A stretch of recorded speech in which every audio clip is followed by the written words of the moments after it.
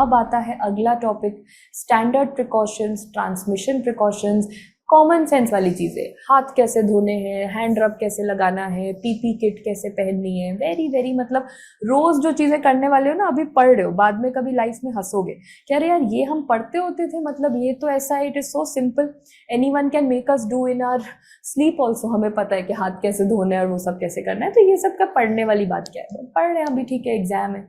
So there are two things, standard precaution and transmission precaution. मतलब समझ लो पहले, this is what you do as a nursing student the most.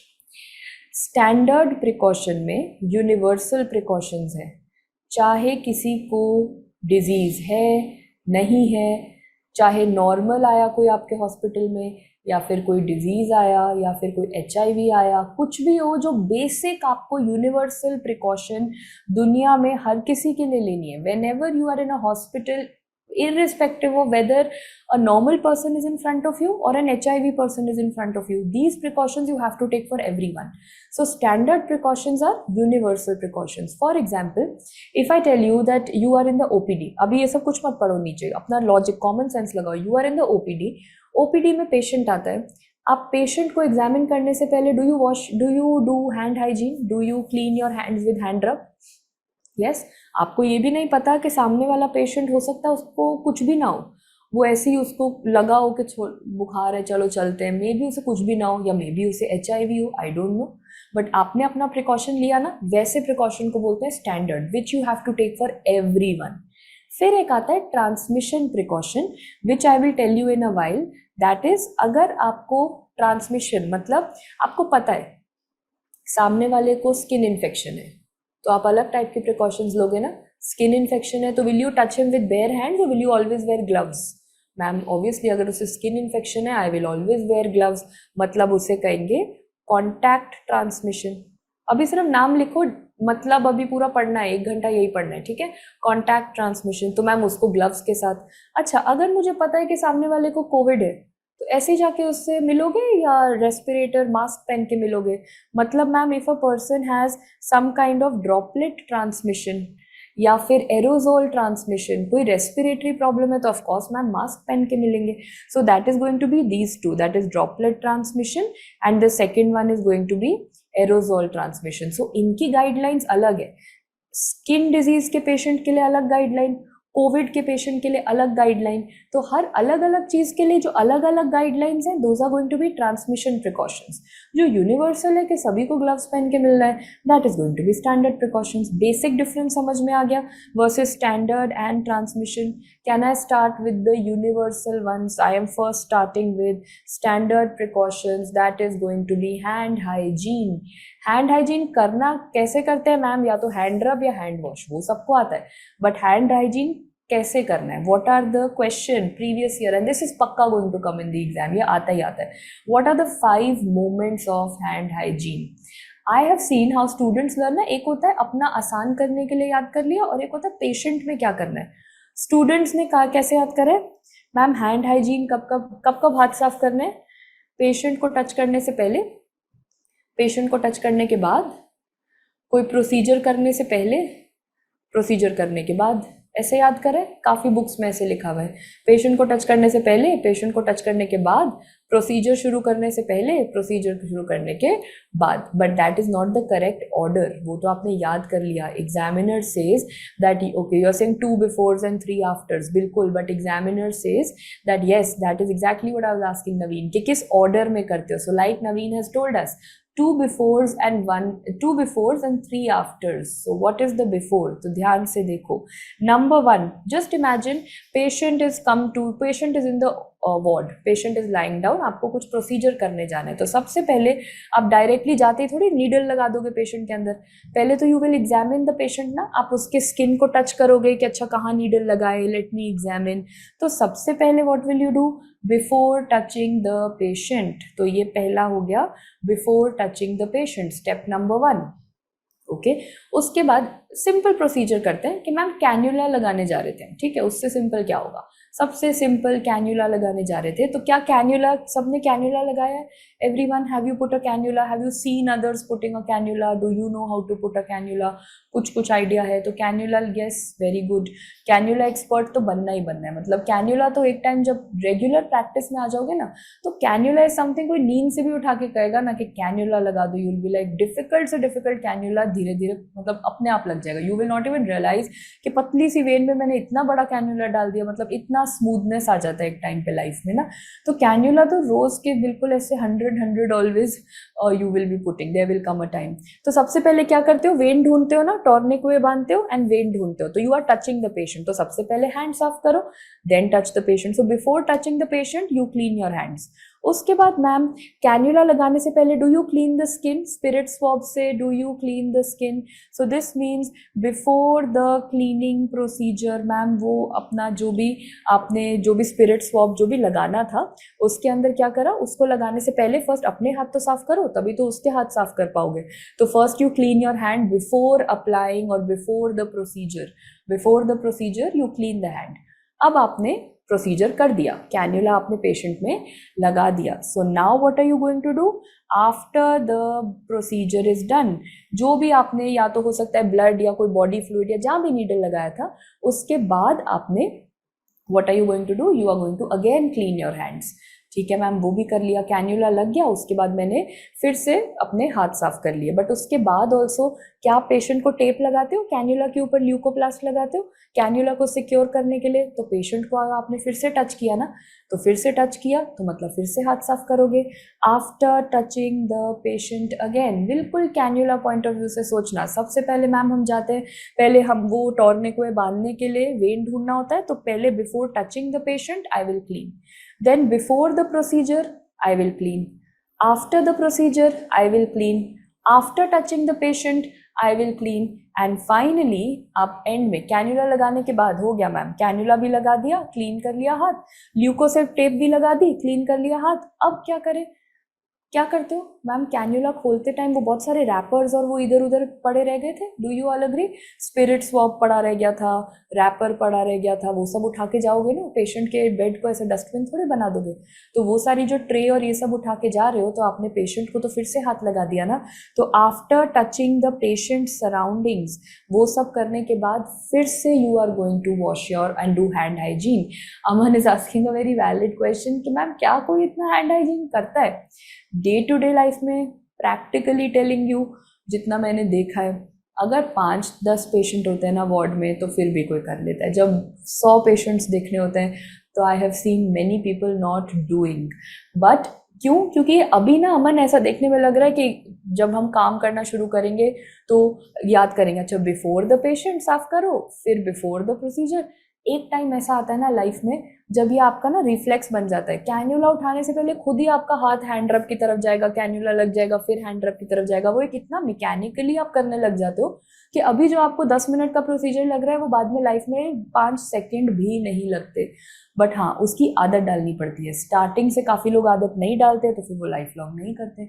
But जो starting से थोड़ा सा इसकी आदत डाल लेते हैं, एंड जिस दिन पता होता है ना कि सामने वाला HIV पॉजिटिव पेशेंट है, उस दिन अपने आप सब लोग करते हैं।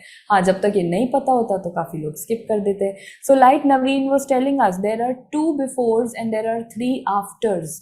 What are 2 befores and 3 afters? Ayaan, I take your question of skin breakdown also. What are 2 befores and 3 afters? Please write the 5 moments.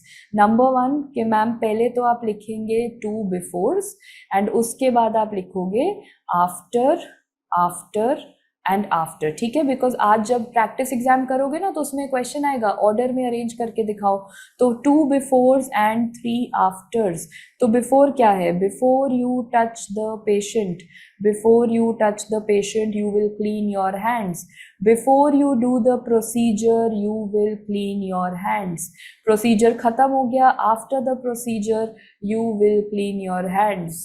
उसके बाद after you touch the patient final time you will clean your hands, and after you touch the surroundings you will clean your hands.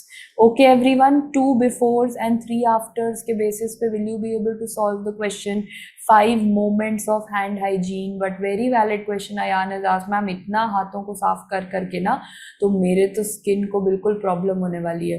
तो उसके लिए उन्होंने क्या कहा कि हाँ कैसे करना है hand hygiene. Hand hygiene can be done by 2 methods, one is hand rub and one is hand washing. तो हम जो करते हैं वो ये हैंड रब करते हैं। So they are what, they are alcohol based hand rubs, alcohol based hand rubs, alcohol based hand rubs, they are more convenient. इनके क्या एडवांटेज, ये तो आपको पता ही है ना, जो सैनिटाइजर्स होते हैं उनमें क्या होता है, अभी पढ़ा था ना, इथाइल अल्कोहल होता है। तो अगर किसी ने लिखा ABHR, ऐसा मत सोचना क्यों ये क्या बड़ी सी चीज़ लिखी है, ये इसी चीज़ को इन्होंने शॉर्ट में बना दिया है, alcohol based hand rubs, ABHR, ये हम यूज़ करते हैं। तो इनका क्या एडवांटेज है, मतलब हैंड वॉशिंग से बेटर क्यों है? Because I R your concern कि मैम बार बार सोप से वॉश करने में ना मेरे हाथों में क्रैक्स आ जाएंगे, स्किन, मेरी स्किन ही खराब हो जाएगी, ब्रेक डाउन हो जाएंगे, there will be fissures in my skin, problem हो जाएगी। तो नंबर 1 इसका एडवांटेज है कि ये कन्वीनियंट होता है, क्योंकि आपको हैंड वॉशिंग के लिए तो आपको तो एक अलग स्टेशन पे जाना पड़ेगा, पानी चाहिए, सोप चाहिए, तो उसमें तो इतनी बार 5 बार करने के लिए तो कितना टाइम लगेगा। यहाँ पे आपकी पॉकेट में हैंड सैनिटाइजर पड़ा होता है, तो आपने फटाफट निकाला, हाथ साफ करा, तो कन्वीनियंट है। दूसरा, there is less dryness, less dryness is going to be there, means कि इससे जो आपका कंप्लेंट है कि मेरे हैंड्स में क्रैक्स पड़ जाएंगे वो नहीं होगा। So remember there is going to be less dryness. Everyone understood hand rub, but when do you want to do hand wash? When do you want to do hand wash? So please remember, number 1, hand wash कब करना है? Over hand rub. तो food, before and after food, before you consume your food and after you consume food, you have to do hand washing proper. Okay, then again after using the washroom और the toilet you are going to use, ये तो मतलब ma'am ये आप नहीं भी लिखाते ना तो इतना तो हमें सिविल सेंस है लाइफ में, खाना खाने से पहले और खाना खाने के बाद हम हाथ धो लेते हैं, वॉशरूम के बाद हम हाथ धो लेते हैं। तो ये तो याद करने वाली कोई बात बनी नहीं। जो बात याद करने वाली बनती है वो ये है, विजिबली सॉइल्ड हैंड्स। अगर आपको देखने से ऐसा लग रहा है कि यार मेरे हाथ पे कोई स्टेन लगा हुआ है, शायद किसी का कोई ब्लड तो नहीं लग गया या कुछ गंदा कोई कहीं से कोई मिट्टी तो नहीं लगी, visibly soiled hands, visibly soiled hands के लिए आप कभी भी ये मत सोचना कि अच्छा दिख रहा है कि गंदा है तो चलो इस पे हैंड सैनिटाइजर लगा ले, नहीं। अगर आपको विजिबली दिख रहा है कि गंदा है ये, तो देन आप प्लीज़ जाके हैंड वॉश करके आओगे। तो पहले दो तो सब जानते हैं, खाना खाने के पहले, खाना खाने के बाद, and after toilet you have to wash your hands. This is where they will ask you question कि if you are working in the ward, you can see that your hands are visibly soiled, मतलब hand पे कोई blood है या कोई fluid है या कोई सिक्रीशन है या कोई मिट्टी, डर्ट है। Are you going to do hand washing और are you going to do hand rub? क्या करोगे मैम? प्रॉपरली दिख रहा है तो प्रॉपरली साफ करना है, फिर हम जाके क्या करेंगे? हैंड वॉशिंग करेंगे। And finally if the patient anything, कोई पेशेंट अगर आपको डर लग रहा है कि नहीं यार ये पेशेंट में ये प्रॉब्लम है, अगर मैंने रिस्क लिया ना और सिर्फ हैंड रब कर लिया देन थोड़ा सा प्रॉब्लम हो जाएगा। अगर पेशेंट इम्यूनो डेफिशिएंट है, पेशेंट की एनीवे इम्यूनो डेफिशिएंसी है, पेशेंट को ज़्यादा चांस है इन्फेक्शन होने का, तो आप रिस्क मत लो। तो बेटर है कि आप हैंड वॉश कर लो। Yes of course we'll talk about hand washing with soap and water, अगला वही है। अभी हम पढ़ रहे हैं कौन सी सिचुएशन में हैंड रब, कौन सी सिचुएशन में हैंड वॉश। हैंड रब हम सभी सिचुएशंस में करते हैं। हैंड वॉश कब करते हैं? Before food, after toilet, but most important visibly soiled hands. Yes, very good, I am coming to that. तो अगर मेरे पेशेंट को सामने वाले पेशेंट को बहुत कम इम्यूनिटी है तो देन मुझे रिस्क नहीं लेना, हाथ अच्छे से वॉश कर लो। दूसरा, there are some infections, for example clostridium difficile. Clostridium difficile अगर है मेरे पेशेंट को, या फिर कुछ ऐसे वायरसेस होते हैं, इन पेशेंट्स के साथ भी आप अपने हैंड वॉश करते हो, बिकॉज चांसेस आर कि इनको इन्फेक्शन हो भी सकती है, इनसे इन्फेक्शन आ भी सकती है. तो these are the people that you are going to wash your hands. Don't depend on hand rub. My next question is that ma'am in hand rub can we do it on gloves? Of course yes. देखो common sense लगाओ. आप patient का procedure करने गए हो तो cannula लगाने गए हो तो ऑफकोर्स सी बात है ना कि ग्लव्स तो पहन के ही जाओगे. तो ऑब्वियसली आप जो हैंड रब कर रहे हो, पहले तो ग्लव्स पहनने से पहले तो आप करते ही हो, बट एक बार आपने ग्लव्स पहन लिए एंड यू स्टार्टेड डूइंग 1 2 3 4 5, तो जो हैंड रब आप लगा रहे हो ना वो ग्लव्स के ऊपर, you putting on top of the gloves only. Komal, if you are wearing gloves then you put the, you don't do के ग्लव्स उतारे सैनिटाइज करो और फिर ग्लव्स पहन लिए. No, on top of the gloves you are going to put the alcohol based hand rubs. So now you've understood the reasons, but how do you do? Now we are, abhi tak subah se we have been singing songs. Now we will be doing hand washing. Today live we will be doing hand rub and hand washing. सब लोग खुद, because इसमें लिखने का कुछ नहीं है, इसे लिख के तो याद कोई कर ही नहीं पाया आज तक. What are you supposed to do? Now you are supposed to start washing your hands. Yes, so that is what we will do. So let us start. So first is, what are you going to do? Ma'am पहले हम बात कर रहे हैं hand rub, not hand wash. Hand rub मतलब alcohol based hand rub. Question number 1 जो कोई follow नहीं करता, अल्कोहल बेस्ड हैंड रब कितने सेकंड्स के लिए करना होता है? 20 to 30. सच्ची सच्ची बताना, कोविड में इतना अल्कोहल बेस्ड हैंड रब और सैनिटाइजर यूज कर रहा है, कौन 20 to 30 सेकंड्स ये पूरा फॉलो करता था? बताना सच में. और कौन ऐसे ऐसे करके 5 सेकंड्स में छोड़ देता है? क्योंकि हम सब ये कर चुके हैं, है ना, सबने किया है, सब इसके लिए गिल्टी है. I am also guilty, you are also guilty, ठीक है, बट आज के बाद we will not be guilty. Hand rub को आइडियली, और खुद के लिए भी नहीं, you should be telling your family, you should be telling your friends कि एक्चुअल हैंड रब कर रहे हो ना तो ये फॉलो करो, क्योंकि वो जो ऐसे करके 2 सेकंड में छोड़ रहे हो उसके बाद भी कोविड तो होगा ही होगा, उसके बाद भी इन्फेक्शन होगी, क्योंकि वो किसी काम का नहीं है. तो tell me what is the duration? This will be a question. What is the duration? Right, okay, so what is the duration going to be? Yes, so that is going to be, the duration is going to be 20 to 30 seconds. This is something that we will be doing. Okay, so now what do we do? Let's look at this picture. जैसा जैसा इस photo में दिखा रहे हैं वैसे हम लोग सब लोग मिलके हैंड रब करने वाले हैं. So okay, someone said बहुत सारे केक्स आ गए. Are the by any chance, I think then probably the reactions must be on. हो सकता है कि जो reactions हैं probably those are on, and because we were okay, yeah, because we were clapping hands and washing hands, तो उसके साथ कई बार it happens. There are many reactions which are there on Zoom which can be there. तो YouTube पे तो ऐसे V बनाने पे balloons भी बनते हैं, so a lot of that happens. Okay, anyway, चलो, we will get back with hand rub.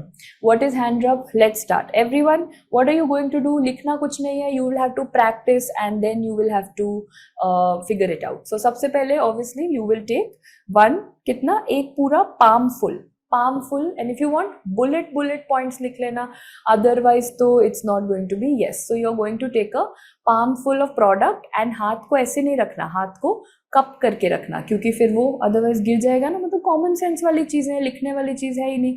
So please remember, you will take your hand and ऐसे कप बनाओगे हाथ में, एंड उसके अंदर what are you going to put? You are going to put a palm full of the product, जो भी आपका alcohol based hand रब है. उसके बाद फर्स्ट स्टेप जो एक्चुअली आप फॉलो करते हो that is going to be, जो ये यहाँ तक तो हम सब करते थे, ऐसे पाम टू पाम वाला इतना हम करते हैं, और इसके बाद हम लोग छोड़ देते हैं ना. These are the 5 seconds that we follow. Palm to palm we are going to clean. इसके बाद क्या करना होता है? मैम आपने अपना पाम तो साफ कर लिया, बट पीछे वाला हाथ that has not been cleaned. So now what you do? Step number 3, you are going to do this. मतलब you are going to put the right palm on the left and दोनों fingers के बीच में clean करना है. ठीक है, तो एक पाम को दूसरे पे रखा एंड सिर्फ ऐसे रख के, you don't have to make that मछली. ठीक है, you have to open your fingers and fingers के बीच में you have to clean. Similarly दूसरा हाथ पहले वाले पे रखा एंड फिंगर्स के बीच में क्लीन करा. I hope everyone is doing this with me. सबसे पहले क्या करा? कप बनाया, उसमें सैनिटाइजर लिया और पहले तो पाम टू पाम कर लिया. ठीक है, पाम टू पाम करने के बाद मैम इस हाथ से पिछले वाला हाथ, इस हाथ से पिछले वाला हाथ हो गया. नाउ पीछे से तो आपने फिंगर्स साफ कर ली, बट देन आगे से फिंगर्स अभी साफ नहीं हुई. So now you again turn your hand and then you are going to be cleaning the fingers from here. So step number 4 is palm to palm you are going to clean the fingers. तो ma'am पहले step में जल्दी से repeat करो, खुद से करो. पहले स्टेप में पाम क्लीन हुई, दूसरे स्टेप में आपने बैक और बैक से फिंगर्स क्लीन करी, तीसरे स्टेप में आपने फ्रंट से फिंगर्स क्लीन करनी. अब क्या बचे? अब फिंगर्स के बीच बीच का तो क्लीन हो गया, पर ये टिप्स और नेल्स और ये सब रह गया. So now what you do, ऐसे you have to make this angle and you have to clean. मतलब आपको फिंगर्स का बैक, ये वाला पोर्शन, ये ऊपर ऊपर से ऐसे करके फिंगर्स को साफ करना है. That is the next step. Ma'am finger साफ करते रह गए, साइड पे थंब रह गया, तो नेक्स्ट क्या करोगे? ऐसे करके एक थंब साफ करा, ऐसे करके दूसरा थंब साफ करा. सो this is first what you do. Fingers को साफ करने के लिए ये वाला एक्शन, थंब को साफ करने के लिए ये वाला एक्शन यूज करते हो. So thumb has also been cleaned. Now what is left? अब जो बचा, आपने सारी स्किन साफ कर दिया, बट नेल्स जो सबसे इन्फेक्टिव चीज होती है वो रह जाता है. So what are you going to do? Nails को अलग से साफ करो, और नेल्स को ना ऐसे रोटेशन, जैसे नेल्स को रखा पाम के ऊपर, क्योंकि पाम पे आपने लिया था ना अपना sanitizer. So you keep it on the palms and then you rotate. You are going to do rotational मतलब once you go clockwise, once you go anti-clockwise, clockwise, anti-clockwise, फिर दूसरे हाथ से clockwise, anti-clockwise. Nails are also done, and finally you are done and you can dry your hands. Everyone, what are you going to do? You are going to now perform hand rub with me once again. What is hand rub? Take a cup and you are going to take the hand sanitizer. Ma'am, first is palms. First I'm going to clean the palms. After I clean the palms, back of the hand. तो back से इस तरफ एक बार fingers करा, पीछे पीछे से fingers बीच में कर लिया, then you put it front and then you clean it from the front. After that बीच बीच का हो गया. now fingers की बारी. तो पहले ऐसे करके fingers clean करी, ऐसे करके fingers clean करी. thumb की बारी. so one thumb like this, one thumb like this. nails की बारी. so now this is going to be clockwise, anti-clockwise, clockwise, anti-clockwise, and then you are having your hands which are safe. Is this okay? This कभी भी ना ये किसी mnemonic से याद होता है, ना ये ऐसे याद होता है. This you will practice. सबके घर पे हैंड सैनिटाइजर है. Your homework for today is this. all of you will take hand sanitizer and you will, before you eat your food today, all of you are going to clean your hands like this, and then your family members will get to know that they were not in some pressure cooker class, they were learning something today. ठीक है, तो ये तो था procedure. Now tell me what is the one step one time. One step is one time. Lucky only thing is left and right. तो अगर ऐसे करा for right hand, then for left hand. So one step is one time. It's just that left and right you have to take care of. So tell me something. How many seconds? This is going to be 20 to 30 seconds. Okay. Now we come to hand wash. ये तो hand rub था. ठीक है. Now we come to hand wash. So now tell me hand wash का duration क्या होता है? Most tricky question. Hand wash का duration कितना होता है? Total duration asked is going to be approximately you can say 1 minute. ऐसे याद कर लो. Almost 1 minute. 40 to 60 seconds का duration. But ये total hand wash का है. After applying the soap, कितनी देर के लिए hand wash होता है? 15 to 20 seconds. So remember, total hand wash procedure from opening the tap to blah blah पूरा करने में 1 minute 60 seconds. But soap apply करने के बाद how many minutes are you supposed to do that? 15 to 20 seconds. Everyone, before I teach you, सारे seconds revise कर लो. Alcohol वाले based के लिए कितना था? मैम 20 to 30 seconds था. Soap लगाने के बाद hand wash is also 15 to 20 seconds. So everything is around 20 seconds. बताओ, hand rub 20 to 30 seconds. Soap लगाने के बाद hand wash 15 to 20 seconds. But पूरा hand wash duration is going to be 1 minute. So now if you'll realize, almost same है. What has changed? First what will you do? अब क्या सीखोगे यार? Every day you wash your hands ना. तो what do you do first? Ma'am, the first thing we do is हम पहले tap खोलते हैं and we wet our hands. उसके बाद हम क्या करते हैं? We apply some soap on it, है ना? पहले you wet your hands, then you apply soap. बाकी process is going to be the same. After soap, yes, after soap in the sense, soap ले लिया आपने हाथ में, and then how many seconds are you going to do all that for? So that is going to be 15 to 20 seconds. ठीक है, कितनी देर आपको ये सब साफ करना है अपने हाथ को? 15 to 20 seconds तक रब करना है हाथ को. That is the duration of after you get soap in your hands. Total मतलब उससे पहले पानी लगाया, उसके बाद ड्राई करा, टोटल कितना टाइम लग जाता है? 1 मिनट लग जाता है। तो बाकी प्रोसेस सेम है मैम। सोप के साथ क्या करा? जल्दी जल्दी tell me in one word, what were you doing with hand rub? सबसे पहले what were you doing? Ma'am सबसे पहले we were doing palm to palm, तो इसके अंदर भी सबसे पहले we did palm to palm. उसके बाद what did you do? Back side, इधर से एक तरफ फिंगर्स, इधर से एक तरफ फिंगर्स, तो इसमें भी हमने वही करा। फिर हमने टर्न करा, फ्रंट से फिंगर्स एंड फ्रंट से fingers. So okay, this is also done. Ma'am after the gaps, अब फिंगर्स का बैक साइड, इधर एक बार और इधर एक बार, तो वो भी हमने कर लिया, ठीक है। देन थंब की बारी आती थी, तो एक बार यहाँ से थंब, एक बार यहाँ से थंब, वो भी हो गया। देन नेल्स की बारी आती थी, you had to do that rotation वाला मूवमेंट फॉर नेल्स, तो वो भी कर लिया। तो नया तो कुछ याद ही नहीं करा, वहाँ हैंड रब था, यहाँ सोप है, दैट्स द डिफरेंस। बट या सोप यूज करा था, तो now you will have to wash again, you will wash again, you will have to dry your hands. कौन सा टॉवल यूज़ करोगे? यूजुअली वार्ड्स में एक ही टॉवल होता है जो सब यूज़ कर रहे होते हैं, पेशेंट भी, अटेंडेंट भी, नर्सिंग स्टाफ, डॉक्टर्स, कोई कहीं से भी आया हो वही यूज़ करता है। Wrong practice, you use a single use towel, after that you are, yes it's suppose to be thrown, it is disposable, it's a single use towel, please remember. And after that obviously you will close the tap ना। Ma'am आपने hand wash करे, clean करे, but tap पानी save water तो रह गया, तो पानी को कैसे बंद करोगे? With the same towel. अपने हाथ को अगर फिर से टैप पे लगा दोगे तो again the hands are going to be spoiled. So don't close the tap. घर पे तो यही करते हैं ना, हाथ से टैप क्लोज कर देते हैं, but in hospital no, you are suppose to use that towel and you are suppose to close the tap with the towel. हाँ, अगर टॉवल नहीं है then of course with the elbow. जब ओटी में स्क्रब होते हो, वॉश होते हो, तो देन ऑफकोर्स वो हाथ तो इतनी मेहनत से साफ करा है, तो इधर विद एल्बो और देन एवरीवन, कोई लो टैप होती है तो कुछ लोग नी से कर देते हैं, या फिर otherwise they use the towel. So everyone has different methods. Basic concept is not to do it with your hands. Finally, your hands are safe.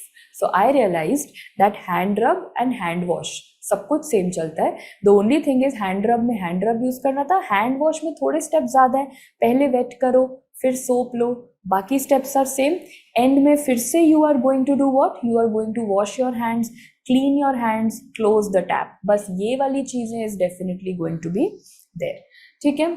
क्या ये सब करने से 100% सिक्योरिटी अमन किसी से भी नहीं मिलती? ये कर लो, नहीं मिलती। So but that doesn't mean that you don't do this, because 99.9% भी मिलती है, which is very good enough. Anshika, there is no question like total how many steps are there, ऐसा कोई टोटल नहीं है। Okay, there is no total that you have to learn. How will the question come? Someone had asked me, so I'll ask you a question. You say that they will write these steps, they will say arrange them in the correct order. एक तो ये question आएगा। दूसरा question, what is the total duration of a hand wash? What will you answer? What is the total duration of a hand wash? 40 to 60 seconds होते हैं ma'am total.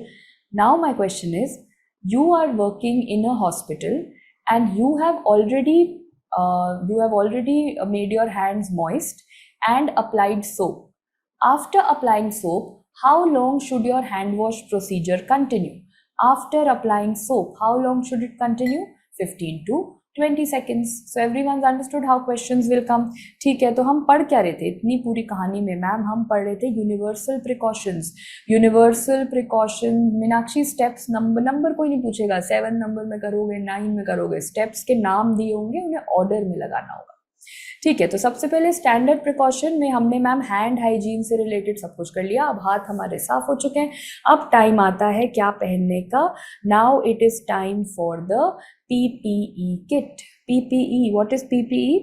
Personal, yes, ये तो Covid के बाद सभी को इसका फुल फॉर्म पता है, personal protective equipment. PPE stands for personal protective equipment, that is going to be PPE. There are some rules, मतलब ये लिखो ना लिखो your wish, but ये वो common sense वाली चीज़ है। I will ask you, क्या अपनी PPE कभी भी साथ वाले स्टूडेंट के साथ या कोलीग के साथ शेयर करोगे?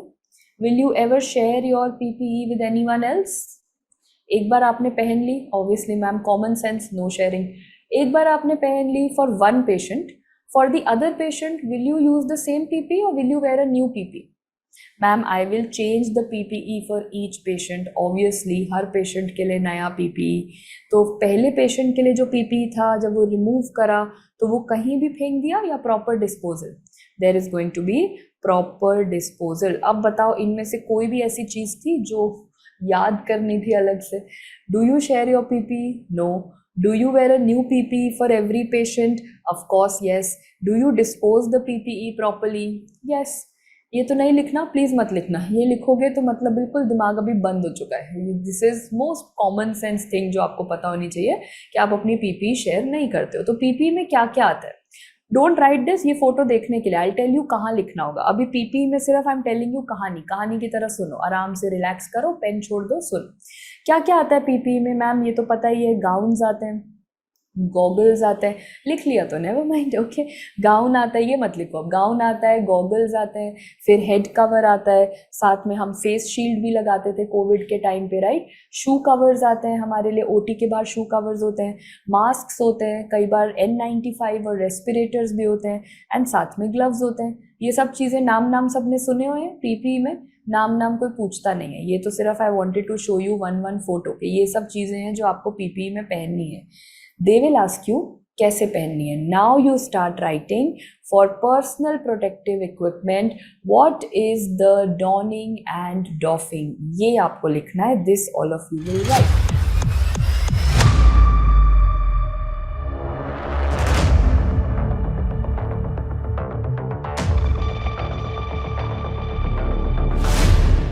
पहले तो बताओ PPE पहनना is known as what? Wearing the PPE is what? Donning or doffing?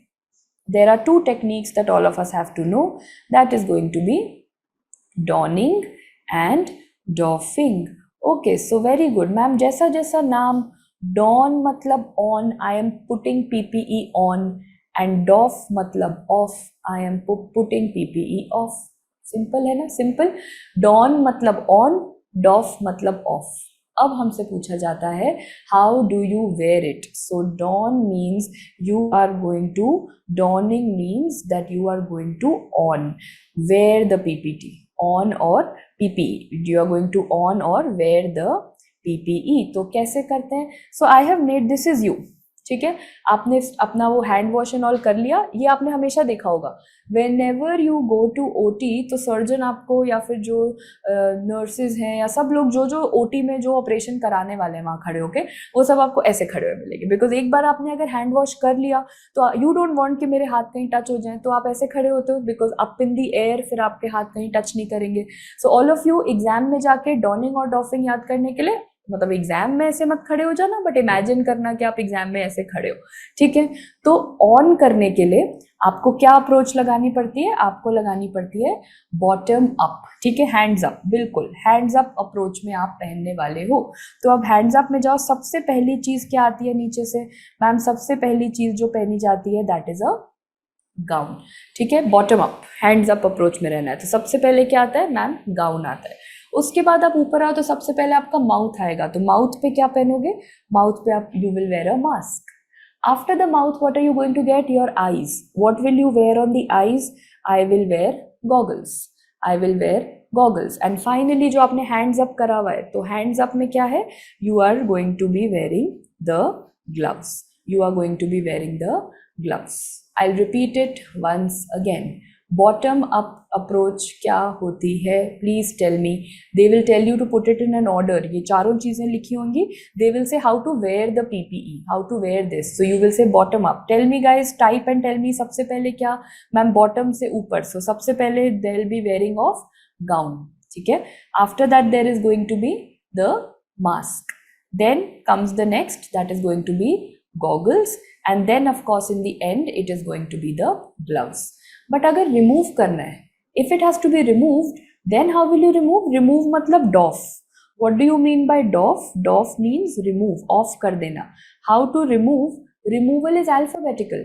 Ma'am ये चार चीजें लिखी होंगी, I will have to put them in the alphabetical order. तो खुद सोचो, तीन तो क्या है? 3 of them are with G and there is 1 with mask. Mask तो एंड में डाल दिया, ठीक है, मास्क एंड में रिमूव होगा। सबसे पहले जी जी जी। अल्फाबेटिकली देखें तो ग्लव्स GL पहले आता है, गॉगल में GOG नेक्स्ट आता है एंड लास्ट में GOW आता है. बेसिकली हमने अल्फाबेटिकल ऑर्डर में लगाया. तो हमने सबसे पहले क्या रिमूव करा? ग्लव्स. उसके बाद रिमूव करा goggles. After that the gown and the end is the mask. So now basically ये सब लिखा होगा, आपको सिर्फ प्रोसेस बताना है. Dawning means on and doffing means of. Everyone मुझे सिर्फ निमोनिक बता दो, देन आई नो के याद हो चुका है. डॉनिंग मतलब ऑन में क्या अप्रोच करते हो? Hands up approach ma'am. Up मतलब बॉटम अप, नीचे से ऊपर जाना. ऑन में you are going to go from down to up. And doffing में क्या करते हो? Alphabetical order. Gloves, goggle, gown, mask. याद रहेगा? No one typed. No one typed. So PP, see, shoe cover is there, Meenakshi, but usually they do not ask you when they ask you the process of shoe cover is a part of PP. देखो ये कुछ miscellaneous चीजें, ऐसे तो head cover is also there, shoe cover is there, कुछ लोग face shield भी लगाते हैं. So this is what WHO has told us. This is what WHO has told us कि ये वो mandatory वाली चीजें हैं. Otherwise तो face shield पहले कोई भी नहीं लगाता था. Face shield concept came after COVID. Shoe cover is something which sometimes people wear only gown and shoe cover also. So ये वेरिएबल चीज है, बट ये वो मैंडेटरी चीजें हैं which you have to know. ठीक है. Someone is asking Priya Singh mask goggles के बाद क्यों नहीं कर सकते? क्या वेयरिंग या you mean to say while you are wearing why can't you, why do you wear removal? अच्छा, सो यू आर सेइंग के पहले मास्क रिमूव कर दे एंड देन गॉगल्स रिमूव करें. That is what you want to do? Is that what you're wanting to do कि पहले mask remove कर दो? तो डोंट यू थिंक कि आप पूरा दिन OT में थे तो आपने मास्क पहना हुआ था एंड आपके क्लोथ्स के ऊपर you want to remove the mask first ना, if I am understanding your question correctly Priya. तो मास्क आपने पहले उतार दिया, ठीक है. आपने कहा मैम मुझे तो मास्क सबसे पहले उतार के ख़त्म करना है, ठीक है. सो मास्क उतार दो, बट देन उसके बाद जब आप अपना गाउन उतारोगे, गाउन पे इतने ज़्यादा डस्टी पार्टिकल्स और इन्फेक्शियस एजेंट्स होंगे. And while you are removing that gown, don't you think that if you don't have a mask, all those infectious particles you can end up inhaling. आप सारे अपनी body से जो भी चीज़ें हैं वो रिमूव करो, एंड में मास्क रिमूव करो. बिकॉज जब आप वो गाउन रिमूव कर रहे होगे तो गाउन से कितने सारे पार्टिकल्स और बैक्टीरिया वायरसेस होंगे जो शायद आप इनहेल कर लोगे, right. Anshika said ma'am opposite याद कर लेते ना, डॉनिंग का ऑपोजिट डॉफिंग. अंशिका इतना इजी होता तो ये तो मैं भी बता देती. इतना इजी है नहीं. डॉनिंग का ऑपोजिट डॉफिंग नहीं है ना. देखो this is 1 2 3 4, but is this 1 2 3 4? No, it is 1 2 4 3. तो नहीं है ऑपोजिट, तो इसलिए नहीं याद करा. डॉनिंग क्या है? डॉनिंग बॉटम अप अप्रोच याद करेंगे. डॉफिंग क्या है? डॉफिंग अल्फाबेटिकल याद करेंगे. स्टैंडर्ड प्रिकॉशंस में 2 चीज़ें हम कर चुके हैं, वही 2 इंपॉर्टेंट थी. सबसे पहली चीज़ आती है, that is going to be the first thing that you have is going to be the Reema is saying ma'am why we remove the gloves first. यार अब रिमूवल स्टेज में आ चुके हो ना, अब तो ऐसा कुछ नहीं है ना कि पेशेंट को इसके बाद हाथ लगाना है, तो ग्लव्स उतार सकते हो. Now you can remove the gloves. Now you are not worried ना कि अगर इसके बाद मेरे गाउन टच करने से हाथ गंदे हो जाएंगे. इसके बाद आप हैंड वॉश तो करोगे ही ना. So you can remove the gloves first. अब आपको पेशेंट को तो वैसे भी टच नहीं करना. हाँ, पेशेंट को टच करना होता तो you wouldn't have remove the gloves. Now you will remove the gloves. And most of the times after doing a procedure सबसे ज़्यादा सॉइल्ड चीज़ क्या होती है? ग्लव्स होते हैं. इमेजिन आप किसी का कैन्यूला लगा के आए हो या फिर आप किसी का प्लूरल टैप करके आए हो, सबसे ज़्यादा गंदे क्या होंगे? ग्लव्स होंगे. इमेजिन उन्हीं ग्लव्स से आप अपना गाउन भी उतार रहे हो, मास्क भी उतार रहे हो, वो सारी इन्फेक्शन आप हर जगह अपने ऊपर ही लगा रहे हो. सबसे पहले you remove your gloves. They are the most dirty things that are there. Gloves हटाओ and then you remove the other things. Okay, settled? Okay, so now we can come to the next thing. क्या क्या पढ़ लिया? सबसे पहले पढ़ लिया ma'am हमने हैंड वॉशिंग. दूसरा हमने पढ़ लिया पर्सनल प्रोटेक्टिव इक्विपमेंट. अब जो इजी वाली चीज़ें हैं वो पढ़ लेते हैं. Just these 3-4 things. Third, safe injection practices. इसमें कुछ नहीं लिखना, खुद बताओ सेफ इंजेक्शन प्रैक्टिसेस क्या होती हैं? Needle, single use, multiple use. Single use, multiple use, of course we are going to have single use needles. कुछ याद करने वाली बात है? नहीं है, कॉमन सेंस है, ये तो नॉन मेडिको को भी पता है. Single use needle, safe injection practices. अच्छा, इंजेक्शन में हम प्रेफर क्या करते हैं? सिंगल वाइल, एक ही बार वाइल तोड़ी यूज कर ली, और is the while being used for multiple times? Ma'am एक बार वाइल खोला, अगर उसे स्टोर करते रहे तो हो सकता है उसमें इन्फेक्शन हो जाए. तो best is single while. Single use needle single while, ताकि सब साफ साफ रहे, एक ही बार में यूज हो जाए, no multiple. So what are safe injection practices? Repeat करो. Single needle, single vial, single needle, single vial. Okay, tell me what are respiratory hygiene. Cough etiquettes क्या होता है? और ये कफ एटिकेट्स तो ना नॉन मेडिकोस को भी सीखना चाहिए. जो एनीवेयर ओपनली पीपल स्नीज, कोई भी कहीं भी स्नीज कर देता है, कोई भी कॉफ कर देता है, तो ये तो मुझे लगता है हमें तो पता है, पीपल अदरवाइज शुड नो कि कैसे कॉफ करना है. तो सबसे पहले what are you going to do? Elbow से पहले, एल्बो से भी पहले कफ एटिकेट. नहीं नहीं, देखो अयान, किसी को अगर कॉफ आ रहा है, उसने तभी मास्क नहीं पहना, तो कॉफ आप रोक नहीं सकते कि पहले मैं मास्क पहनूं तो फिर मैं खांसी करूंगा. इतना तो नहीं कंट्रोल कर सकते ना. Cough is coming so it's coming. So the easiest thing to get is basically a tissue. Number one what you should be, yes, सबसे पहले you should be going in for a tissue. And tissue को बाद में क्या करोगे? Use करने के बाद डिस्पोज. अगर पेशेंट ने कहा या अटेंडेंट ने कहा कि अरे आसपास टिश्यू मिला ही नहीं, टॉवल भी नहीं मिला, टिश्यू भी नहीं मिला, then what will you do? Then on the inner side elbow, exactly, then on the elbow you are going to, you will tell the patient to cough और sneeze. So elbow is second. अगर आप OPD में हो, OT में हो, ward में हो, chances हैं आपको आसपास टिश्यू, डिस्पोजेबल टिश्यू मिलेगा. तो टिश्यू में करो स्नीज या कॉफ, एंड नहीं available, then it's on the inner side of the elbow. This is common sense. ये तो अपने नॉन मेडिकल्स को भी बताना, बिकॉज बहुत ज़रूरत है पब्लिक में. Most important for you, how to handle sharps. हमारी बहुत बड़ी गलती होती है. ये रहा नीडल, और ये लगाए, एक हाथ में कैप लिया, एक हाथ में नीडल लिया, और दोनों को ऐसे करा, और इस चक्कर में वाइल रीकैपिंग वो नीडल आके हमें prick हो जाती है. Don't do that. Yes, you have to use the scoop technique. So what will you do? You will keep the cap, you will keep the cap on a surface. ठीक है, ऐसा नहीं कि एक हाथ में नीडल एक हाथ में कैप, नहीं, कैप को you keep on a surface and needle को फिर उसमें ऐसे उस कैप को नीडल से पिक करो. So this is going to be known as the scoop technique. This is going to be known as the scoop technique. Is this okay? Never. And so many people I have seen that they do this mistake and उनको needle prick हो जाता है. एक हाथ में cap, एक हाथ में needle, वो ट्राई करते हैं उसमें एम करने की, and when they try to put it, needle doesn't go, and वो needle आके उनको finger prick हो जाता है. So you are never going to do that. Elbow क्या? अरे sneeze करना है, टिश्यू नहीं मिला तो elbow की तरफ sneeze करना है. उसमें कोई कुछ ऐसा लॉजिक अलग से नहीं है.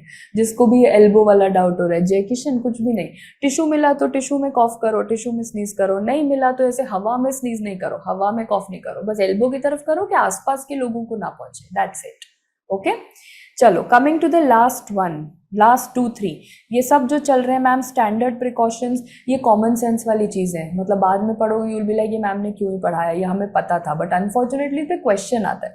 तो अच्छा है ना, इतना सिंपल सिंपल क्वेश्चन आएगा. ओके, अब आता है as a nurse you have to know decontamination of patient linen. ये तो आप रोज करोगे, ये तो आप रोज करोगे. डिकंटैमिनेशन ऑफ पेशेंट लिनेन. सबसे पहले, should you B changing the bed linen daily? Ideally yes, yes ma'am, I should be changing the bed linen daily. अगर डेली भी नहीं, अगर आपने अभी चेंज करा और वो 2 घंटे में किसी का ब्लड स्पिल हो गया, कोई यूरिनेशन हो गया या स्टूल हो गया, तो ma'am whenever soiled, daily मतलब होता है, बट अगर गंदा हो गया within the day, then I clean it that time. So whenever it is soiled, I will be changing the bed linen obviously. Next, what about patient's gown? Again, does the patient's gown get changed daily? Yes, but अगर कभी same day उसने खराब कर लिया by urination, defecation, blood, vomiting, so whenever it is soiled or whenever it is dirty, you are going to change the gown. कुछ ऐसा रटने वाला था इसमें, कॉमन सेंस था ना. बेडिंग को रोज चेंज करना, गाउन रोज चेंज करना, अदरवाइज whenever उस पर कोई सिक्रीशन हो चेंज करना. Okay, coming to the next, coming to the next, what about, this is important, what about अगर किसी का कोई सॉइल्ड, जब हम बात करते हैं ना, आपने किसी का गाउन रिमूव करा, ठीक है, क्यों रिमूव करा? यू सेड मैम उसने ना एक्चुअली अपना उसका कुछ प्रोसेस हो रहा था, उसका सारा blood, all his blood got on his gown, so I had to remove the gown. तो all his blood was there. या फिर ma'am the doctor was doing some CSF examination, pleural examination, तो सारा जो फ्लूइड था वो वहाँ पे चला गया, या यूरिनेट कर दिया. या फिर पेशेंट HIV पॉजिटिव के पेशेंट का गाउन था. या फिर व्हाट इज MRSA? एनीवन? क्योंकि ये 4 सिचुएशंस आर लिटिल स्कैरी. किसी का ब्लड किसी का body fluid, someone is HIV or someone is MRSA. What is MRSA? Methicillin resistant staph aureus. Yes, methicillin resistant staph aureus. Ma'am, if someone is having any of these problems, तो आप क्या करोगे? उनके gown को, ऐसा नहीं gown को लिया और लॉन्ड्री में भेज दिया. No, no, no. These are special situations. Laundry में, before it goes for washing, either you put it in autoclave so that you can kill the Staphylococcus aureus, you can kill the HIV, you can kill the body fluid, you can kill the blood. Either you put it in autoclave, or what are you going to do? You can dip it in some autoclave. नहीं है ma'am, मेरा autoclave नहीं चल रहा, वो pressure cooker काम नहीं कर रहा, क्या करें? Either you can dip it in 1% sodium hypochlorite, either you can dip it in 1% sodium hypochlorite, और you can dip it in 7% Lysol. ये तो पक्का मिलेगा ना वार्ड में, ये तो हर वार्ड में होता है, लाइजॉल और सोडियम हाइपोक्लोराइड. तो इसमें आप डिप करके रख दो, and if you dipped it तो अपने आप क्लीन हो जाएगा. Then you send it to the laundry. So now tell me, when you are dealing with patient linen, so what do you do? Yes और no में बताना. Now I am asking you MCQs. Story number 1, you are the nursing in charge of a particular ward. You want to make sure that all the standard precautions are taken. When should the bed linen be changed? At what frequency? And when should the gowns be changed? At what frequency? Everything is daily. Bed linen daily, gown daily. Question 2, you are the nursing in charge and you saw that there is one patient who was HIV positive. His blood got spilled on his gown. His gown has been removed. Before you send the gown to the laundry, what are the appropriate steps that you will take? Either ma'am autoclave if available, मतलब इनमें से तीनों नहीं लिखे होंगे, कोई एक होगा ऑप्शन में, जो भी होगा मार्क कर देना, या तो ऑटोक्लेव, या 1% सोडियम हाइपोक्लोराइड, या 7% लाइजॉल.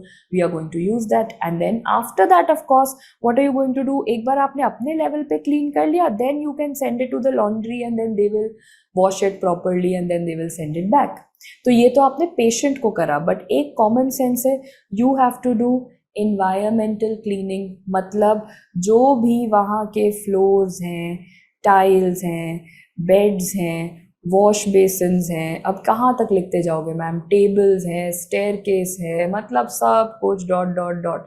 जैसे घर साफ होता है रोज़ रोज़, वैसे पूरा वार्ड अच्छे से साफ होना चाहिए. Environmental cleaning is very very important. So total how many things did I tell you in standard precaution? उसका टाइम आ चुका है for revision. So what all do you need to know for standard precautions quickly, and after that we'll only be left with 10 minutes of transmission precautions और chapter खत्म हो जाएगा. How nice, फिर lunch भी हो जाएगा हमारा. तो जल्दी से बता दो, जल्दी जल्दी वाला रिवीजन. स्टैंडर्ड प्रिकॉशन में सुन लो, बस टाइपिंग करना तो मुश्किल हो जाएगा ना, तो सुन लो. 7 things, let me repeat for you. सबसे पहले मैम, स्टैंडर्ड प्रिकॉशन का मतलब है जो हमें हर वार्ड, हर ओटी, हर पेशेंट के लिए लेना है, universal. Number 1, hand hygiene. Hand hygiene में क्या याद करा था? निमोनिक निमोनिक बता दो. 2 बिफोर्स एंड 3 आफ्टर्स. याद रहेगा, 2 before and 3 afters. Hand hygiene कैसे करें? या तो हैंड रब से करें. हैंड रब के लिए मैम एक चीज़ थी, बट अगर हाथ गंदे दिख रहे हैं, विजिबली सॉइल्ड दिख रहे हैं, तो आप क्या करोगे? Hand washing. हैंड रब कितनी देर के लिए करते हो? 20 to 30 seconds. Hand wash total कितनी देर के लिए करते हो? 1 minute. बट अगर सिर्फ सोप के बाद they have asked me, then it's going to be 15 to 20 seconds. All hand hygiene done. Number 1 over. Number 2, personal protective equipment. They will ask you the process of donning and doffing. Donning matlab wearing on, doffing matlab off, removal. To learn donning, you will stand like hands up. Don has come in front of you, so hands up matlab you will go gown, mask, goggles, and then you go to the gloves. Gown, mask, goggles, glove. And utarne mein, doffing mein, you are going to go in alphabetical order: gloves, goggles, gown, and mask. After this, the third one is safe injection practices, which says 1 needle, 1 vial. Baat khatam. Safe injection, 1 needle, 1 vial. Next, respiratory hygiene. Tissue में cough करो या elbow पे cough करो. बात खत्म. Tissue, elbow. Avoid sharps. Scoop technique से capping करना, not otherwise. Decontamination of patient linen. Frequency क्या है? Daily. And if it is going to be blood, body fluid, HIV or MRSA, autoclave, Lysol and sodium hypochlorite. Finally, keep your environment clean. 7 steps common sense वाले 7 steps हो गए, because what you finished is the standard precautions. Now quickly in 5 minutes all of you have to finish with me transmission based precautions. Ma'am वो special चीज के contact droplet और aerosol के लिए what are the different precautions that all of us are going to take? So let us quickly start. Let me start with number 1, transmission based precaution. ये वाला chart मत लिखना before you start writing, please ये मत लिखना ये वाले charts, because ये have only got to show you that whenever you will be going to the ward, आपको OPD के बाहर visitors के लिए you will see this is something that has been put up. Then for your attendants you will see these are for people instruction. तो ऐसे बस charts होते हैं, contact precautions, droplet precautions, what people, because non medicals को तो नहीं आता ना, तो ये आपका काम है कि हर रूम के बाहर आप ये स्टिक करो, contact precautions, droplet precautions के नॉन मेडिकोस पढ़ें, जो अटेंडेंट्स होते हैं वो पढ़ें, दे शुड हैव नॉलेज. सो हमारे को क्या नॉलेज है? Contact precaution. पहले तो आप कॉन्टैक्ट प्रिकॉशंस किन लोगों के लिए लेना चाहते हो? Do you agree for people who have skin infections? Ma'am yes, skin infection वालों के लिए I want to take contact precautions. या फिर अगर किसी के कोई ओपन वूंड्स हैं, या फिर अगर कोई बर्न्स का पेशेंट है, yes, do you all agree? इन लोगों के लिए क्या आप स्पेशल स्किन कॉन्टैक्ट प्रिकॉशन लेना चाहोगे? Is it common sense? So now tell me, there is a patient, he has come to you, वो लेट्स अज्यूम वो स्किन इन्फेक्शन का पेशेंट है, ठीक है, उसको कोई स्केबीज है, कोई स्किन इन्फेक्शन है, कोई फंगल इन्फेक्शन है. ब्रेक के बाद हम फंगस शुरू करेंगे, तो कोई स्किन इन्फेक्शन, कोई फंगल इन्फेक्शन है मैम, तो क्या क्या कॉन्टैक्ट प्रिकॉशंस हमें लेनी है? तो आप उसको कैसा रूम दोगे on priority? No, first you before you think of gloves and all, PPE वाला तो देखो. Before I start, now Ayan has put up a question, ma'am gloves पहनेंगे, गाउन पहनेंगे, वो तो ठीक है, वो तो आप अपने बारे में सोच रहे हो, थोड़ा पेशेंट के बारे में भी सोचो कि वो कहाँ रहने वाला है. अगर आप उसको बाकी पेशेंट्स के साथ रख दोगे तो सबको हो जाएगा.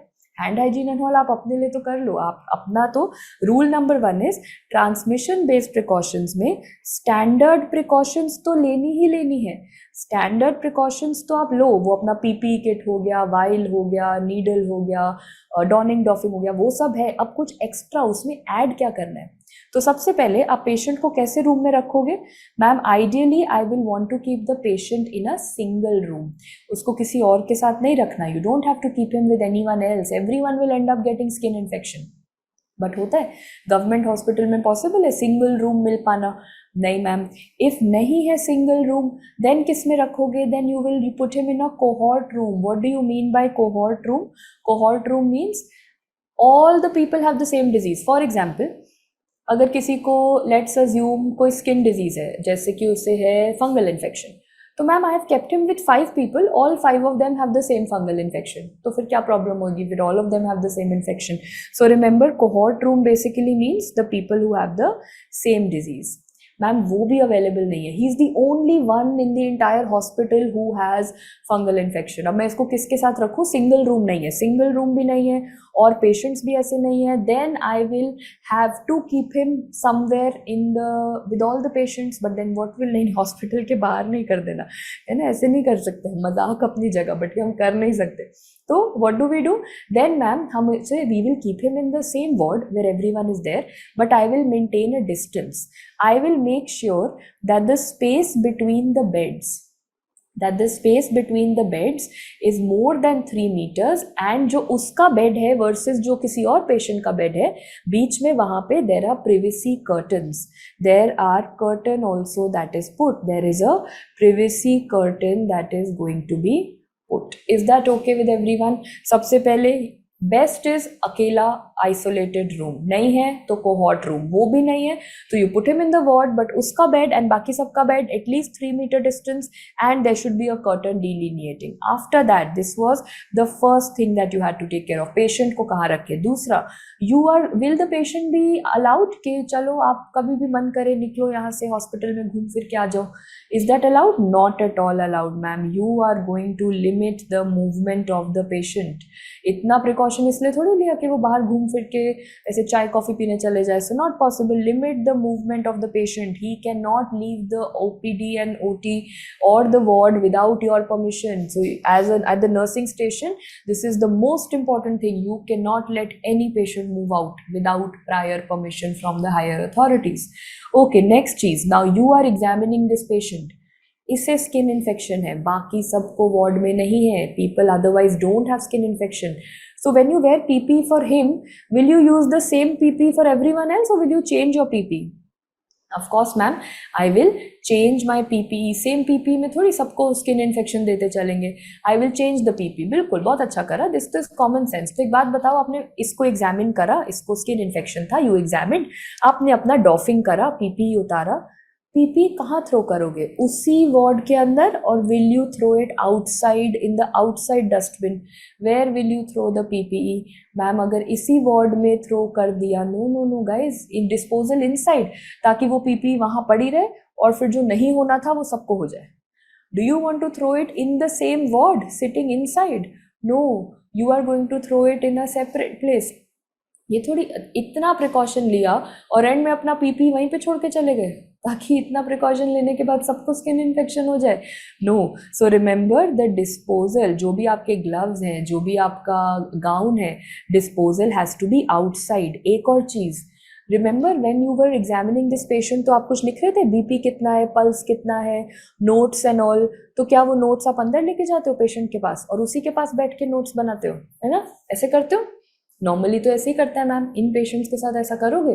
नहीं मैम, फिर तो बस खाना खाना रह जाएगा इनके साथ. अगर सिर्फ नोट्स भी इनके साथ इनके बेड पे बैठ के बनाओगे तो फिर तो all the infection will spread everywhere.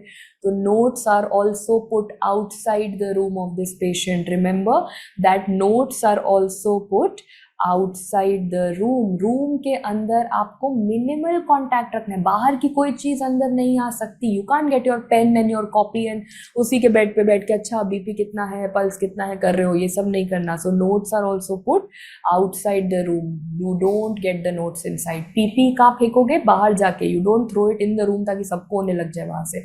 These are the contact precautions that you have to take. Everyone's okay with it? Because then I can go on to the droplet precautions. Can anyone tell me droplet precaution कब ली जाती है? When the particle size is more than, when do you say droplet precaution? Droplet is what? More than 5 microns. More than 5 microns कब generate होता है? That is by sneezing. Very good. That is by sneezing or coughing. तो जो big वाले particles होते हैं, that is going to be.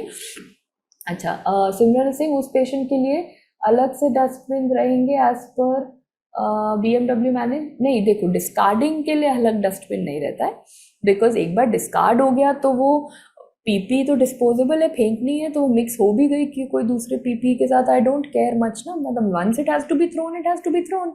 So Simran, then you don't have, you can't get a separate dustbin for every patient. That is not possible. Okay, so coming to the next. Very good. So droplet precaution more than 5 mm. ठीक है, तो अब droplet precaution के लिए again ma'am patient के लिए story वही चाहिएगी. आप क्या रखोगे? या तो सिंगल रूम रखोगे, सिंगल रूम नहीं अवेलेबल है तो कोहॉर्ट वाला रूम रखेंगे, वो नहीं अवेलेबल है तो बेड के बीच में कितना स्पेस? मोर देन 3 मीटर का स्पेस. एंड साथ में क्या रहेगा? कर्टन. ये कहानी कॉपी पेस्ट हर जगह करोगे मैम? इसमें भी सेम है. सिंगल रूम में लगाओ, सिंगल रूम नहीं है तो कोहॉर्ट रूम में रखो, कोहॉर्ट रूम नहीं है तो बेड के बीच में स्पेस कितना? 3 meters, and you put a curtain. What is the difference? The only thing for droplet precaution that is very very important is going to be the mask. Of course, droplet precaution के लिए mask is going to be very very important. So can anyone tell me कि droplet infections में क्या क्या आता है? Anyone? There's one very famous mnemonic that comes in droplet infections. What are the examples of droplet infections? Yes, quickly. अच्छा, pneumonia ठीक है. TB comes under droplet infections, is it? As I'm reading your answers, TB droplet है या aerosol है? TB aerosol है. TB इसमें नहीं आता guys. Spider-Man, yeah, that is what I was waiting for. इसको याद करने के लिए there is a mnemonic called Spider-Man. So please remember, droplet से कौन कौन, who all spreads via droplet? थोड़ा सा lengthy है but इस पे question आता है. Droplet से spread होता है Spider-Man. So let us start. Number 1 is going to be Streptococcus pneumoniae. Number 1 is going to be Streptococcus pneumoniae. Perfect. तो अगर कोई कोई अल्फाबेट से कुछ कुछ याद आ रहा है, I know you are writing, you can't type, but at least अपने माइंड में सोचना. Okay, next pertussis. कोई बता सकता है? कल पढ़ेंगे पर्ट्यूसिस क्या कराता है. मैम पर्ट्यूसिस तो एक बहुत फेमस कॉफ कराता है, whooping cough. Pertussis causes whooping cough. Very good. Okay, I for influenza, of course influenza तो सब जानते हैं, इन्फ्लुएंजा का ही तो, हाँ, whooping cough, 100-day cough, very good, all of you know it. Okay, I for what? Influenza. D for diphtheria, D for diphtheria, very good, ये भी कल पढ़ना है, सारे बैक्टीरिया कल पढ़ेंगे. E for you study something called epiglottitis, and one very famous virus आजकल news channels पे बहुत आ रहा है, इबोला वायरस, वो भी ड्रॉपलेट है. Coming to the next, rubella, rubella and R से एक और रेस्पिरेटरी सिंसिशियल वायरस, थोड़ा सा लेंदी है बट इसमें ना हमारे सारे माइक्रोबायोलॉजी के चीज़ें इसके अंदर आ चुकी हैं. Respiratory syncytial virus. Okay, then rubella हो गया. रूबेला के साथ वैक्सीन में क्या यूज होता है? मम्प्स, तो मम्प्स भी यही है. Okay, coming to A for adenovirus, very good, adenovirus, and N for Neisseria meningitidis. And अगर इनके नाम कभी नहीं सुने ना तो बिल्कुल भी टेंशन नहीं लेना, because tomorrow and day after all that you're going to do is bacteria and viruses. कल तो इतने बैक्टीरिया चलेंगे that you can't even imagine. So please remember, we are thinking of what? We are thinking of Spider-Man. एक बार जल्दी से बिना देखे try to repeat. What is Spider-Man?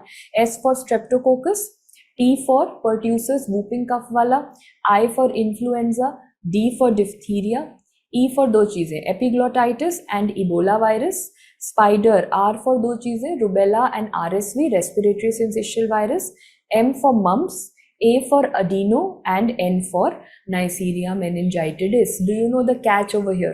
The catch is कि अब मैं तीन चीज़ों को हाईलाइट करूंगी. एक हो गया हमारा इन्फ्लुएंजा, एक हो गया इबोला, और एक हो गया RSV. इन तीनों को क्यों हाईलाइट करा? Does anyone know? किसी ने पहले पढ़ा हो, कुछ आइडिया हो कि मैम आपने कहा था स्पाइडरमैन के लिए क्या लेना है? Droplet precaution. ये तो मुझे पता है, बट इन तीनों के लिए, मतलब इन्फ्लुएंजा के लिए प्लस इबोला के लिए प्लस रेस्पिरेटरी सिंसिशियल वायरस के लिए क्या लेना होता है extra? Yes, no, contact precautions भी लेने होते हैं. You also have to take, जो अभी इससे पहले करे थे ना, कॉन्टैक्ट प्रिकॉशंस के अलग रूम में रखो, कॉन्टैक्ट में नोट्स अंदर नहीं लेके आना, all of that. So contact precautions also have to be taken for these three: influenza, ebola and RSV. दोबारा बोलो, influenza, ebola and RSV के लिए contact precautions. जल्दी से मुझे एक लास्ट चीज बता दो, ड्रॉपलेट कब बोला जाता है? जब कितने माइक्रोन से ज्यादा का पार्टिकल होता है? when it is more than 5 micron. तो 5 माइक्रोन से कम के पार्टिकल को क्या बोलते हैं मैम? 5 माइक्रोन से कम के पार्टिकल को एरोजोल बोलते हैं. Airborne equal to less than 5 micron is going to be airborne, aerosol बोला जाता है. And TB, which many of you were saying, yes, TB comes under this. So TB is an example of airborne precaution. Also हमारा SARS coronavirus is also going to come under this. Next we have measles and next we have chickenpox. Next we have measles. तो इनके लिए करते क्या है? अच्छा एक बात बताओ, चिकन पॉक्स किस किस को हुआ है बचपन में? तो चिकन पॉक्स में कभी क्या ऐसे हॉस्पिटल में ले जाके अलग कमरे में डाल के कर्टन लगा के, ऐसा कभी कुछ हुआ था किसी के साथ चिकन पॉक्स में? नहीं मैम, हमें तो घर में अलग कमरे में डाल दिया था बस. That's all that they did. They just said that okay, just stay in a separate room in the house and chicken pox अपने आप ठीक हो जाएगा. सेम वे टीबी का पेशेंट, टीबी का ट्रीटमेंट तो 6 मंथ्स तक चलता है. क्या 6 मंथ्स पेशेंट को आप हॉस्पिटल में रखोगे बिना बात के? नहीं ना, आप बस बोलोगे घर पे रहो, आइसोलेशन में रहो. सेम वे मीजल्स, बच्चे को क्या करते हो? आइसोलेशन में रखते हो. कोविड में क्या करा था? कोविड में क्या कहा था? घर पे रहो, अलग कमरे में रहो, अनलेस यू स्टार्ट फीलिंग कि ब्रेथलेसनेस हो रहा है तो हॉस्पिटल आओ, अदरवाइज घर पे रहो, अलग कमरे में रहो. So all that is required is घर पे रहो, अलग कमरे पे रहो. That means all that is required is isolation. ये सब पीपीई और ये सब पूरा single room, cohort room, all that, ये सब कुछ नहीं चलेगा. एयरबोन वालों के लिए TB, SARS, measles, chicken pox, these are going to be घर पे रहो, isolation में रहो. That's about it. So these are all your airborne infections. Are we okay? Airborne precautions, तो क्या, हाउ आई हैव लर्न, इसका निमोनिक नहीं बनाया क्योंकि ड्रॉपलेट वालों का निमोनिक बना लिया था ना स्पाइडरमैन, तो जो ड्रॉपलेट नहीं है वो क्या हो जाएगा, वो हो जाएगा airborne. What is one last quick definition that you are going to tell me? एक मिसलेनियस पॉइंट, बस वो नहीं, इनमें कोई रेस्पिरेटर की जरूरत नहीं. हाँ, बट अगर आप कोविड के या टीबी के पेशेंट के डायरेक्ट कांटेक्ट में आ रहे हो तो मास्क तो नीडेड है ना. कोविड में तो कोविड खुद ही सोचो यार, कोविड के टाइम पे मास्क तो पहनते थे ना, घर में अगर किसी को भी कोविड हुआ था तो आप मास्क तो पहन रहे थे, तो of course mask is still required because that you take as a precaution for yourself. एक लास्ट चीज बता दो इस चैप्टर में, what is nosocomial infection? What is miscellaneous? What is nosocomial infection? Nosocomial infection is hospital acquired infections. Very good. Hospital acquired infection. Hospital acquired infection, two options I'll give you, you select. Option A, the person came to the hospital with an infection, or the person got an infection while in the hospital. Which of these would you call as hospital acquired infection? Ma'am second वाला obviously. तो बस ये word एक बार लिख लो, that hospital acquired infection is the infection या तो जब वो हॉस्पिटल में था during his stay that is present, and जब वो आया था तब वो इंक्यूबेशन में नहीं था, means infection that was there. Everyone selected D that I can see. Very very good. So remember the infection occurring in a patient, इसका सिर्फ एक एग्जाम्पल पूछा जाएगा. Infection occurring in a patient during hospital stay, during hospital stay, and it was not present जब उसका admission हुआ था, तब वो प्रेजेंट भी नहीं था या वो इंक्यूबेटिंग भी नहीं था. वो ना ही प्रेजेंट था या वो ना ही इंक्यूबेटिंग था at the time of admission, at the time of admission. And इसको सिंप्लीफाई करने के लिए मधुस्मिता हैज टोल्ड अस कि मैम हम ब्रॉडली ना एक 48 आवर्स का गैप ले लेते हैं कि अगर एडमिशन के 48 आवर्स के बाद पेशेंट को कोई डिजीज होने लग रही है ना, तो we feel it is hospital acquired. So usually after 48 hours, mainly 2 days is what we consider कि अच्छा 48 आवर्स के बाद आज एडमिशन हुआ, तो 48 आवर्स के बाद अगर कोई डिजीज आने लगी है तो I am like maybe it is a case of hospital acquired infection. इसका एक एग्जाम्पल पूछा जाता है.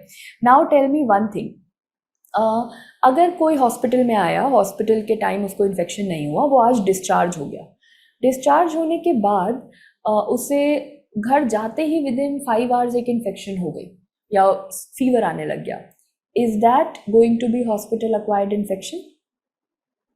यस मैम, मिला तो उसे हॉस्पिटल से ही था ना, तो हॉस्पिटल से कोई भी इन्फेक्शन अक्वायर हुई, that is going to be hospital acquired infection. Very good. Like you said after 3 days of discharge also, so that's the next question that they ask you.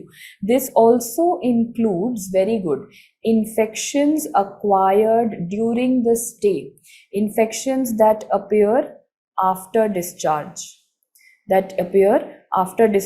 within how many days? Basic, अच्छा surgery का अलग है, but अगर सिर्फ ये अपना ward में admit था तो कितने दिन? Within, yes, after how many days? 3 days. Very good. So 3 दिन के अंदर अंदर जो डिस्चार्ज किया आएगा that is also hospital acquired. तो बेसिक, इसको कॉम्प्लिकेटेड को सिंपल बताने का क्या तरीका, जो इन्फेक्शन हॉस्पिटल से मिली, the infection that you got from the hospital, मतलब आप अपने घर से लाए नहीं थे और आप अगर घर जाके भी हुई है पर आप लेके हॉस्पिटल से ही गए हो, whatever you have got from the hospital is going to be hospital acquired infection. Now the question that you will give me, who will tell me the full form of this? Last question before your lunch, बस इसका full form बता दो, है ये hospital acquired infection? Hospital acquired infection, what is CLABSI? Who will tell me? Yes, this is a very famous question that you get in medicine also, blood stream infection. चलो पढ़ लेते हैं. It is a central line, मतलब किसी को central Venus line लगी हुई थी मैम, सेंट्रल लाइन्स की वजह से, सेंट्रल लाइन एसोसिएटेड, उसकी सेंट्रल लाइन कहाँ लगी थी? वेन में लगी थी ना, तो इन्फेक्शन कहाँ जाएगी? ब्लड में जाएगी. Blood stream infection, blood stream infection. I will repeat it once again. The CLABZ, that is Central Line Associated Bloodstream Infection, that is what is CLABZ. तो मतलब मैम सेंट्रल लाइन लगाई, आपके central line लगाने के बाद उसे infection हुआ है हॉस्पिटल के अंदर, that is a kind of a hospital acquired infection. CLABZ is what you have to know. जो हमारा एक और टॉपिक खत्म हो गया. How simple is that. तो अब हम बेस्ट चीज़ क्या होती है, टिक मार्क करना. तो हमने क्या क्या पढ़ लिया, साइंटिस्ट हो गए, माइक्रोस्कोप्स हो गए, स्टेरिलाइजेशन डिसइंफेक्शन भी हो गया, प्रिकॉशंस भी हो गए. 4 घंटे में आज हमने कितना कुछ, 3.5 आवर्स एक्चुअली में हमने कितना कुछ आज पढ़ लिया है. तो अब हम 1 घंटे का टारगेट लगा के लंच के बाद 1 आवर 15 मिनट्स में फंगस का चैप्टर खत्म करके today we will call it a day. ठीक है. So yeah it's 2 o'clock. We will meet at what 3 sharp शुरू कर दे एग्जैक्ट. इतना लंबा ब्रेक बनता नहीं है, बट समवन हैज सेड के ईद का किसी को दावत पे जाना है, चलो 3. बट देन फिर उसके बाद सब लोग सुपर अलर्ट आएंगे. 3 o'clock to 4 o'clock में हम एक टारगेट बनाते हैं, फंगस चैप्टर खत्म कर देंगे मैम. कोर्स खत्म, आज का खत्म, बाकी कल का कल. Okay, done. वेल, हाँ, माइक्रोबायोलॉजी का आज फर्स्ट डे है Yogesh. So done. So this is my only tiny little target for today. Fungus 3 to 4 पढ़ना है बस, अब इतना ही. Okay, done. ठीक है, कूल. सो नाउ अभी ये वाला जल्दी जल्दी जाओ एंड लाइफ सॉर्टेड लगती है, बस लाइफ सॉर्टेड ही है यार. मानसी, हम बस कॉम्प्लिकेट करते हैं, और ऐसा नहीं है कि सबकी लाइफ में कॉम्प्लिकेशंस है, मेरी भी लाइफ में कॉम्प्लिकेशंस हैं. I have also gone through the same phases ना, पढ़ाई वाला फेज, जॉब वाला फेज, एंट्रेंस एग्जाम वाला फेज, टेंशन, प्रेशर, घर, प्रोफेशनल, सबका सेम लाइफ चलता है. ट्रस्ट भी बस थोड़ा ऊपर नीचे होता है. किसी की लाइफ में थोड़ी प्रॉब्लम ज़्यादा है, थोड़ी कम है, कुछ जल्दी है, कुछ बाद में, बट ओवरऑल लाइफ में ना होना सबके साथ वो सारे इवेंट्स हैं. वही 10 इवेंट्स हैं जो सबके साथ होते हैं, बट किसी के साथ थोड़ा जल्दी, किसी के साथ थोड़ा बाद. That's about it.